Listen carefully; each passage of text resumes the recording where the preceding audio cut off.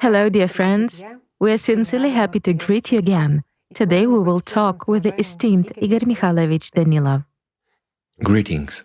Igor Mikhailovich, in one of our videos, we discussed that more and more often the following phrase may be heard from people: I lost myself. As a rule, by saying I lost myself, they mean I lost my home, I lost my business, my place of residence, my circle of acquaintances, my status in society, and they very much liked and remembered how you said, my friend, whatever you acquire in this world, you will lose it all, while the highest and most desirable status for a human should be the status of an angel. And it is very important for everyone to gain life here and now, because life, if you really gained it, is the only thing that no one, neither the devil nor his minions, can take away. You know, this topic is very relevant nowadays. There is a very big demand among people to search for the meaning of life, to search for tools to gain this life, to search for themselves. In this regard, I would like to begin our conversation with a question that we received from one of our viewers. Nowadays, very fashionable trends are Advaita and New Age, where the enlightened are sitting at satsangs and saying that there is nothing to achieve, everything is already there, you should just become aware of yourself in the moment, and so on. I would be glad to receive an answer from Igor Mikhailovich from the perspective of primordial knowledge. What has actually happened to these people, to their consciousness? After all, they say that they didn't make any effort in order to achieve enlightenment, but it just happened in one moment. How is that possible? It's just that I also came across such thoughts when people say, you should just be silent, you should simply focus on this moment here and now, and the Lord Himself will turn you into an angel. The main thing is to focus on this very moment. They have again shifted responsibility onto God and let Him do that, and they use only small fragments of that knowledge which people have been using since ancient times to achieve spiritual perfection. As always, while what do they engage in during those practices? As a matter of fact, in magic. And what do they do that for? In order to change their material life, do they perform those practices in order to gain life? Eternal. A simple question. Exactly. Of course not. What is the goal? It is the same as, people engage in raising Kundalini, and then they transfer it all to solving material problems, don't they? That's right, many people have already Kundalini a successful business for themselves, as it is said. There is such an expression, friends. They have Kundalini a successful business for themselves, and so on. The same is in this case. In other words, they gain enlightenment. But what is meant by this word, enlightenment? In what sense? Have they become smarter or what? Have they become more humane? Or let's say, more successful in this material world? Well, everything is actually measured with what? They become more successful in this material world, right? Meaning they solve some problems of theirs. When a person believes that not everything is good in his life, he is shy, modest, and cannot step over himself in some situations. He feels that this hinders him when he looks at other people, how others reach some heights, let's say, in business, in their careers, while a modest and honest person cannot trample on people's heads, right? They say, in the modern consumerist world, you should have big teeth and desirably claws in order to climb this ladder. Upwards, I mean. That's what they actually do it all for. What is the goal? What is the task? And what really happens at those moments? When you focus on the here and now, On the moment. that is, on the current moment, if we take the circle practice, the very beginning of this practice is just to stop, as they say, time, thoughts, and everything else. I mean, what does it give? It gives sort of an initial, slight perception of oneself as personality, and that's all. That's the entire phenomenon. In other words, a person experiences a different state, one he hasn't experienced before. And again, if we take the circle practice, there is preparation there. Let's just say it's a section of knowledge and everything is serious there.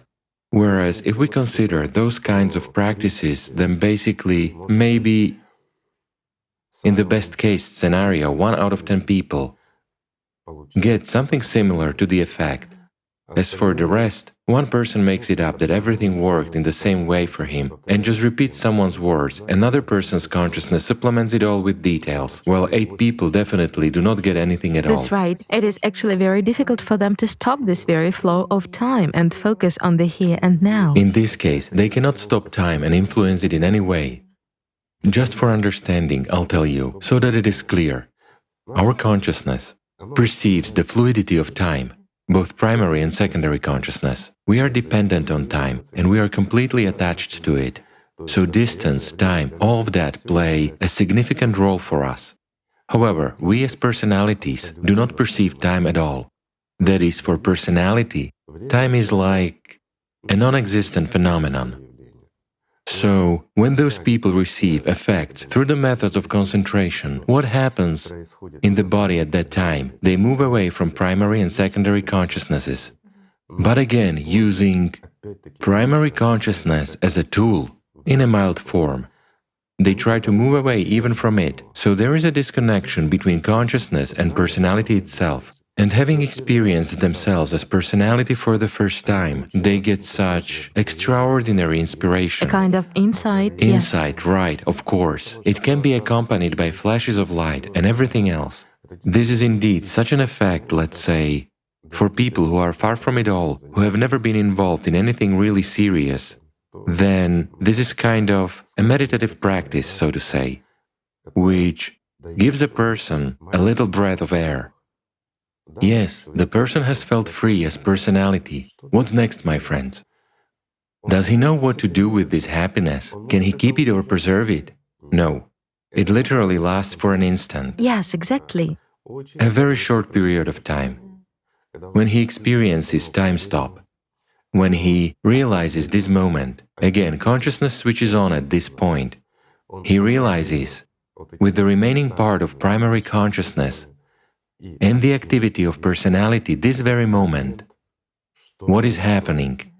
He realizes that consciousness is not his, that thoughts are imposed on him. He becomes aware of the surrealism of this entire world, that it is nothing but that very matrix, in fact, right? But the point is that he begins to understand how to change something here, and in this state, in the freedom of personality, this world seems to him an ordinary simulation. But here a person also feels a little bit like an architect of this world. When he first encounters these effects, when he comes out of this state, it's not that he comes out, it just passes very quickly. This satiety remains. Why? Because primary consciousness is still partly working in this case. At the next stage, secondary consciousness gets activated as soon as he starts coming out. And here, secondary consciousness usually picks him up. Why? Because at the moment when a person stops the flow of thoughts, not time, but thoughts, a person cannot influence time in any way, let's say, such a person. Then a very interesting thing happens here. It turns out that the person doesn't spend energy. Yet what is energy? Let's again take that very real, okay? In fact, it is constantly given to a person. It is unrealistic to keep it, but at some point it accumulates. And this insignificant moment of accumulation is very interesting for secondary consciousness. What does the person get? The activity of secondary consciousness, an ease of thinking, an inner cheerfulness, also various mindsets, some attachments and some psychological traumas disappear. Why? The person has already looked at them from the other side, and for a certain period of time he can be released from that. Again, those states when it was, let's say, inconvenient for him to trample on people's heads in order to achieve some goals. In this case, everything becomes acceptable and clear. Why? Because he understands how this quagmire, this world is arranged, that everyone eats each other here and is sated with that. In other words, this suggests that empathy sharply diminishes in such people, and selfishness is generated because primary consciousness becomes very active. There are aspects of danger in this case. Let's consider it one by one. At first, a person experiences euphoria, inspiration, enlightenment, and ease of thinking, and somehow relationships between people become clear. The person can really get lost in that, let's say. A lot of people go there for brilliant ideas, solutions of some kind, yes. Easily. This is what I have explained. Secondary consciousness gets activated immediately. There is an ease of thinking. Again, as personality, let's say, this moment of freedom gives a comprehensive understanding of something. A person has only been in slight contact, but as soon as he comes out, he is subjected to severe attacks from the material system. But since he is of interest to secondary consciousness, it is precisely secondary consciousness that creates a real illusion for him. In other words, what he came for. If it relates to some psychological problems, it is resolved. Can it help in business? I think it can. Why? Because it is elementary magic. When a person is 100% focused on business, on prosperity, applies maximum effort and additionally engages in spiritual practices, in the initial stages of spiritual practices, I'll put it this way, friends, those are not spiritual practices, those are merely extracts from initial practices. But it still has to do with spiritual maturation of a human. But a person takes this power and begins to direct it towards attainment of what he desires. That is, he increases his potential in the material world. What happens? Magic begins to work. Yes, exactly. And very often a person attains something. If it is commensurate with his real power, if he can pay for what he wants, then he acquires that. But is that dangerous? Yes, it is dangerous. Yet they actually don't tell you how many people really get mental traumas, disorders, schizophrenia, and a lot of other things. Why? Because later on the system starts demanding more and more from them. A person becomes addicted, and he is forced to perform these practices regularly. Or he is forced to look for other, more powerful practices. Why? Because after a while they stop working. And there's another aspect in that too. As soon as these practices stop working, what does it mean, working? It means he accumulates this power, but he doesn't satisfy the system. So the system starts taking it away from him, and the person simply begins to lose his inner potential, his resource. He loses his energy component, and he feels that the world is falling apart. Those are again fears. Fears for oneself, for life, and for the future.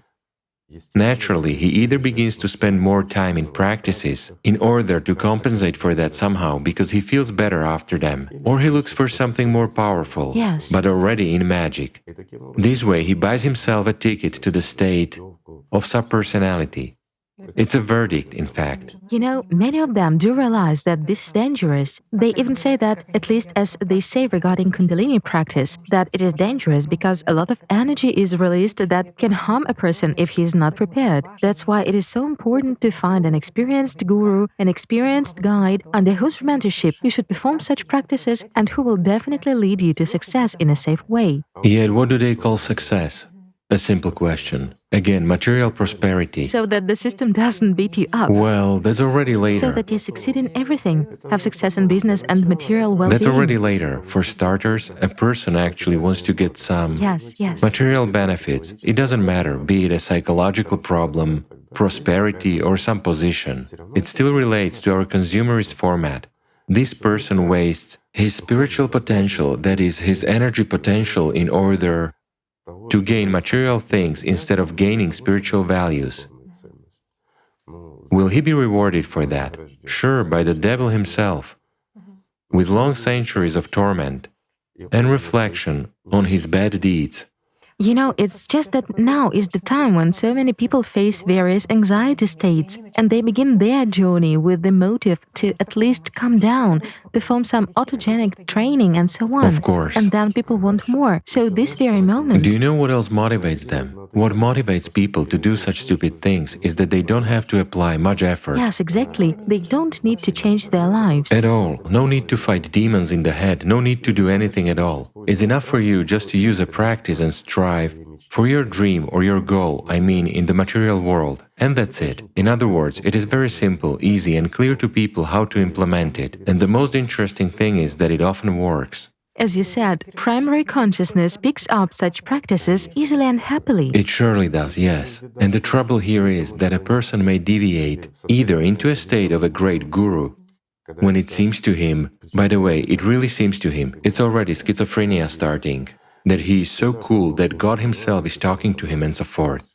A person is sort of capable of anything, though in fact he is capable of nothing. In fact, the only thing he can do is feed the system.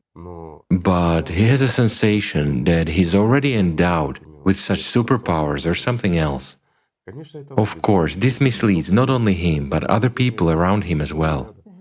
Because he talks about his subjective sensations, he talks about how he perceives himself, what happens to him and how his life changes. Meanwhile, what is our life? Friends, Tatiana and I once talked about simulation. What is in our head, let's just say, that's exactly what is perception for us in reality. As a matter of fact, this is reality, that which we perceive in our head. Yet we can have anyone in our head and he can tell us anything. In the head is a figurative expression, it doesn't mean in the head itself. But in fact, this is so. And the most interesting thing is that we as personalities, I'll repeat, we already said it more than once, but I'll say it again, we cannot have a critical attitude to what we see and perceive in our lives if it's a substitution. In this case, we can slip into schizophrenia, into deep delusions, or into states which are extremely difficult to escape from. Right, and it is very scary that such gurus immobilize people. Of course. They basically say that a person doesn't need to do anything. He doesn't need to improve himself, that is, to work on himself in some way. And why mature? After all, it's enough to sit and do nothing, just to focus on this very moment that you are living through. You see, again, time flows, and when a person gains a little bit of freedom from consciousness, he has such a feeling as if time has stopped. The world is clear, everything falls into place, and he knows how to get out of his situation. Or having attained some kind of, let's just say, some people claim this is spiritual help, in reality it's not. In reality, Satan merely retreats and inner problems seem to subside. But again, why does Satan retreat? Because you pay him. And he retreats for a while. Will he not come back to those people? He will come back. Who actually, is there at least anyone who became free? No. Afterwards, he sooner or later overwhelms and hits them again. Because this is the system and such is the law. You know, I would compare this to extortion. When there are criminals engaged in racketeering, if a businessman gives them money once, they will never leave him alone. I mean, they will bleed him dry. Isn't that true? The same is in this case. Why? Because it is all the same system, the same laws. All this is the world of animals. There is another question, Igor Mikhailovich. At the beginning of our conversation, you mentioned bright flashes. Indeed, both a lot of gurus and those who fall into such practices say that with a very intensive concentration of attention, with such focused attention in the area of the soul, sort of a bright flash occurs which actually exalts a person a little bit. It doesn't matter where you focus. What is the cause of this flash? When a person tries, or even better, when he begins to succeed a little bit in removing thoughts, in stopping this flow, that is, in focusing on a dot, he doesn't have to focus on the soul. He can focus on anything, even on the tip of his nose. Still, 100% concentration on nothing, so to say, eventually leads to the point when we, well, I'll put it figuratively, the neurons of our brain are all an analog of a microcircuit, something like that. Everything works of electricity, doesn't it? Our eyes perceive signals, then there is an electric impulse. From the optic thalamus, it is converted. Let's just say everything works of electricity. So, at this point, when we stop this power and it accumulates, well, this is a physical manifestation, excuse me, and the body plays a role here too. Yet, our neurons play a tremendous role. When we perform meditative practices and let some energies flow along the meridians. Yes. What happens? Along which meridians? This is exactly the neural group working, friends. So this link, let's say, In our body, there are lots of neurons in various places, and meridians are precisely a link between one group of neurons and another, while those very major clusters of neurons are our so-called chakrans and the like. It's just that in the past it wasn't known, but nowadays it's already known that there are a lot of neurons in our heart, a lot of neurons in our stomach, and they are not located chaotically. So you can see how simple everything is. Thus, when those neurons calm down and the energy grows, while in everyday life we spend a whole lot of it, just observe it, friends, simply conduct an experiment. Well, our Alatra friends don't need this, they know everything anyway. As for those who accidentally got here, so to say, and hear this for the first time, just conduct an experiment, sit still for a while and observe what's in your head. Don't do anything, just observe what's going on in your head, how thoughts come. But don't support them. When a thought comes, let it go. It's a horror what a mess begins in the head. If you don't pay attention to it, it seems that you don't have a single thought. But if you start paying attention to this process, then a lot of thoughts emerge, question. You don't really order them, you do not stimulate them, you do not request them, you don't form them. It's a continuous flow going on without your involvement. Question, so who are you then? That's the whole point. Again, if you try to say something and it's not a memorized text, where do the words come from? How do you know what you'll say in a minute? After all, you don't know that. But you say it. And sometimes you yourself are surprised with what you babble, right? If you don't pay attention, everything is natural, but if you start paying attention, you are shocked. How can this happen? That's the point. But when a person, let's say, stops this irrational Energy supply. Yes, the irrational expenditure of this energy on all these thoughts which come, on every perception, comprehension and everything else, then plenty of this energy accumulates. If we consider this as electricity, let's examine it. For example, so it turns out that a lot of energy accumulates in our neurons, kind of a static charge. What will that lead to? To disease or something else, or to activation. Again, how do we perceive ourselves from the inside? I mean, if we go deep inside ourselves, we will not even find the point where we are. But it seems to us that we are in the head. Why? Because we have vision. We perceive vision as if we were in the head. And it seems to us that we are sort of in the head. There is nothing but our brain. Again, the screen. If we think about it, this is kind of... The frontal lobe is like the inner screen. We can see something there and so on, if we imagine something, right? The frontal lobes come into play, as it is said. In fact, they do not. They get activated, of course, but they do not create pictures. All that is something different. So, a simple question. What is happening at that moment? Why does the light appear? It is due to a static charge, so to speak. Just to make it clear, there is a discharge from its overaccumulation, and certainly there appears excitation of that very optic thalamus. And we already perceive through our consciousness, notice, we receive information that there is a bright light. There is exactly the same effect when a person falls, as they say, into sort of a state of death, or before he loses consciousness. I mean, the light goes out, or on the contrary, it lights up. These very effects are caused by the work of our inner vision, so to say. It is something more internal. But it is perceived by different people as a very high degree of spiritual experience. Right. Why? Because... But who is to blame for that? We ourselves are to blame. Right. Because when we try to explain something, we say that there is an inner light, don't we? Is consciousness able to form this inner light for us? It cannot form the true light, but it easily forms these false phenomena of light flashes and everything else. A simple example, when we hit our head, it seems to us that sparks fly from our eyes, right? Why? Because there is a flash. Due to what? Again, there's a short circuit between neurons. A charge. Absolutely right. A static charge accumulates. Release of a static charge occurs through a discharge. What kind of a discharge? One of two things. Either there is a loss of consciousness or something else. Like during a short circuit when electronics simply shut down. In the same way, the brain shuts down, restarts, and we come to our senses. Or it is discharged through light, right? I mean, there is a bright flash. So it's a natural byproduct.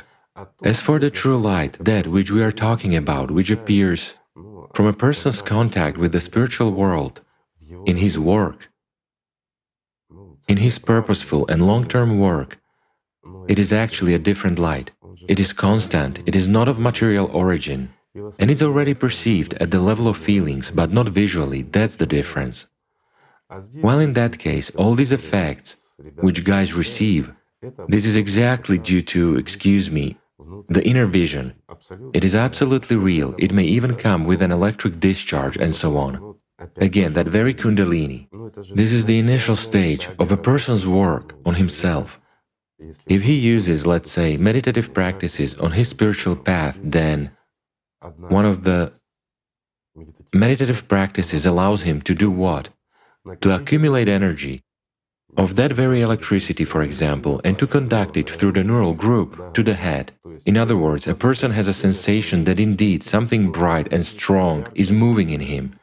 When it reaches the top of his head, a big flash appears. Yes, a flash, a pillar of light. Yes, the whole world becomes understandable and all that. These are merely the first skills, the first steps that lead nowhere. Does that lead to spiritual development? If it is used in order to comprehend the world structure, so to say, to understand oneself, and again, how to tame one's consciousness and how to work with it, simply as a step on the ladder leading to God, then yes, it works. But if your goal is to obtain some material rewards for yourself for nothing, or to buy something in this world in exchange for vril, for the power of life, does that work? Of course it works.